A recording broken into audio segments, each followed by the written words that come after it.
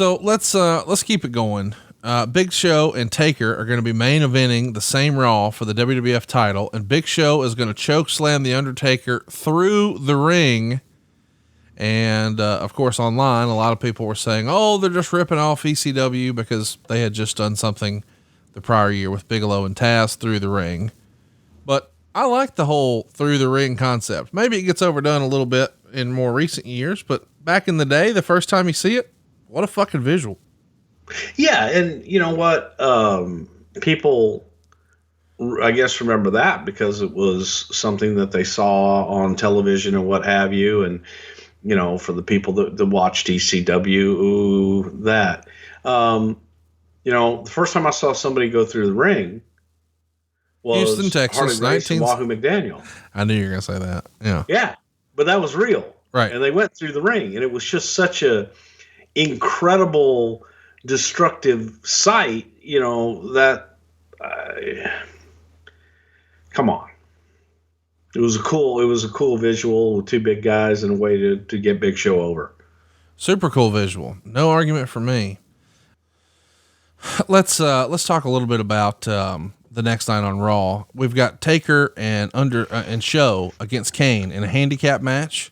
And that match, believe it or not, is going to set a record for head-to-head ratings against Nitro. It does a 7.81 quarter hour with almost 6 million homes watching. It's an amazing run here that the Undertaker's having. Cause again, Vince is not on that segment. Austin's not on that segment. It's Undertaker, Show, and Kane. Eventually though, on this show, we see the corporate ministry disband when Vince is fired, which I guess is just time. Meltzer would have a comment here about the whole Big Show thing. He says, Big Show's being put with Undertaker as a tag team to advance his learning and understanding and maybe have some dedication rub off on him, similar to how a decade ago they put Lex Luger in the Horsemen, hoping that some of Flair's attributes would rub off on him. It didn't work then, and it's up to Paul White if it works this time. His legit body weight is in the 440 range, and they want him down to 400. He peaked at around 505 with WCW. Is this an accurate assessment that you were hoping that, man, if we put Big Show and Taker together, maybe we can bring Show along a little bit?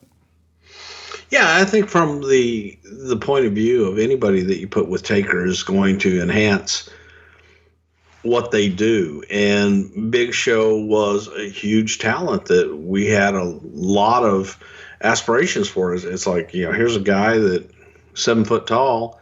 He's a giant. And I don't know that he'd really realized his potential yet. So what better way to teach him than put him with another giant who has reached his potential? So we get to SummerSlam where Taker and Show are taking on X-Pac and Kane for the WWF tag team titles. And here's the quote from the Observer. Undertaker and Big Show won the WWF tag titles from X-Pac and Kane in 12 minutes and 1 second. The Bronco Buster spot was set up. X-Pac did it the first time to Show, but the second time Show caught him and chokeslammed him. Show put his foot on X-Pac's chest for the pin, but X-Pac kicked out. Undertaker gets mad at Show for the arrogant cover, tags in, tombstones X-Pac and gets the pin, and they're teasing that there's problems with the champs after this match. What do you think of this tag team and the story that we're telling here, that maybe Big Show is not taking things seriously and Undertaker's trying to bring him along? It almost feels like it's art imitating life based on the way. Yeah, it was a shoot. Yeah. So, you know, it was Big Brother taking little brother along, and little brother screwing up, and Big Brother having to go in and beat the guy's ass for him. So yeah, it was art imitating life. Let's also mention that the tag titles feel like almost like a backdrop. It doesn't feel like it's necessary for these guys to be the tag champs. And once upon a time you said, oh, Taker didn't need the belt. Why did they need the belt here? Just to solidify them that, hey, they really are a tag team. This isn't going to be the old Big Show's a heel or a baby for 6 days and then back the other way. I don't know if they did need them. Frankly, I don't know that they did need the titles. I think that they were one of those teams that were an attraction that you wanted to see. So they didn't need the titles, in my opinion. Well, it becomes an uphill battle for Big Show at this point, because if the Undertaker, if it weren't for bad luck, he'd have no luck at all. He's going to injure his groin around this time, and he's immediately taken out of the ring, and he's doing commentary. Where does that leave the tag straps? Big Show's defending them in handicap matches. Do you remember anything about his groin injury? I mean, I guess it's important to keep him on TV. He's a top guy. He's a ratings getter. People love the storyline, but usually when a guy's injured like this and it can't work, we just take him off TV. We work an injury angle, but we don't do that here. We try him on commentary. What's the thought process? Well, how do I say this tactfully? Taker was hurt. Taker needed time off. And I think that, there was something that, oh, well, as long as he doesn't work, it'll be fine. And I don't know that all of that got back to Vince McMahon as far as how badly Undertaker was injured. Again, it was a different time and a different place where you didn't have the medical and the wellness and everything that's available today. And it was a different breed. The Taker's going to keep going if he feels that he needs to keep going. That's what he did. That's just the kind of guy that he is. Right. He's not going to stop and he's not going to give up. Let's talk about what's next, because it is another major happening in the World Wrestling Federation. Taker and Show are going to drop these tag straps to two other performers maybe you've heard of, Mankind and The Rock. And it happens without Taker ever tagging in. In fact, he leaves ringside when Paul Bearer shows him something in his pocket. And you would think that Big Show would be pissed off about this, right? But I guess we'll never know, because it's never followed up on.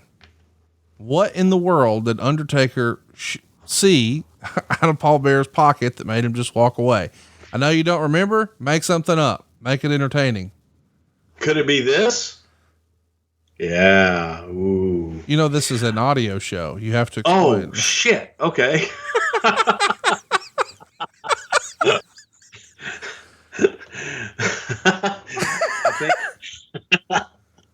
I think it was his mama's stockings. Oh yes, remember these? It's one of those questions though, like people always ask, hey, who was lowering the briefcase at that pay-per-view? And then they want to know, what did he show him? And then, the whole baby doll dusty photos thing. What were the and nobody ever had a plan. It was just some shit we did to get us to the next week, and it's never followed up on. So it's kind of like when you used to go into your trunks. Baron Cicluna would go into his trunks and come out, and by God, he went into his trunks. He's got to have something in his hand, and then nail the guy and then go back into his trunks. He's got something in his trunks. I saw it. Theater of the mind. Oh yes, pictures of your mama. I love that the whole takeaway of this whole thing is, oh, there were holes, but the shit was entertaining. Yeah, there were some fucking holes. Is that sort of the story of 99 though? Man, we had a lot of shit that hit. Some of it didn't make any sense, but I mean, yeah, people dug it. Yeah. I mean, it was off the wall. It was crazy. People wonder what the fuck are they going to do next? But it didn't make any sense. Is there something to, in sports, people say, oh, momentum's on their side. The idea being, if you've got one team and everything's just clicking, it feels like the momentum's on their side. They can't do any wrong. And then the other team, boy, God bless their souls, they can't make a basket for nothing. There's just no momentum there. Does that exist in promoting like this, where fuck, when you're hot, you're hot? We could have just thrown spaghetti against the wall to see if it sticks. And right now in 99, we're so hot, it's all fucking sticking. It was a good time. Yeah, it was definitely a good time. And it was a period where everyone, casual diehards, they were into what it was that we were doing.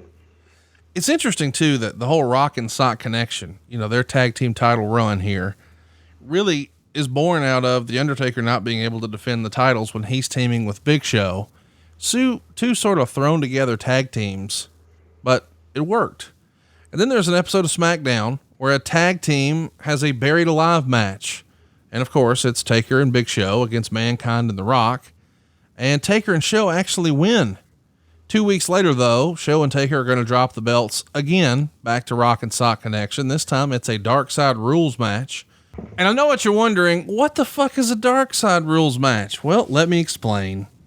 Mideon and Viscera are going to replace The Undertaker to tag with the Big Show and still lose the titles. So The Undertaker is not going to be involved when he loses the tag titles. Instead, he just says, hey, let Mideon and Viscera do it. This is like a new version of the Freebird rule right here, is it not? Like, yeah, fuck it. It's these guys now. It's Dead Man Rules. Dead Man Rules. There we go. Yeah. So the SmackDown after this, The Undertaker flat out refuses to wrestle Triple H in a casket match, and Vince, who's already returned, even though he would never appear on WWE programming again. That was last month. This is this month. And Vince tells The Undertaker he has to. So The Undertaker quits. The reality is The Undertaker is banged up really bad, needs some time off, needs to heal up, and he's out of here. But it's not just him who's out of here. It's Vince Russo too.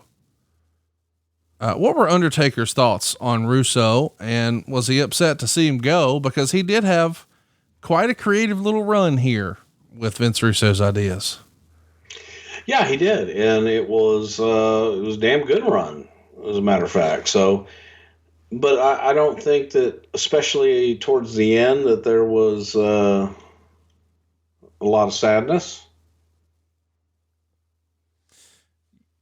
Elaborate. I mean, this is the end of the ministry. I think that, there were periods where, for example, the injuries and things like that, there was an attitude sometimes of, well, it's a work, so just work around it. Right. And, not always a favorable attitude from the talent. So I think that there was that feeling of that attitude prevalent.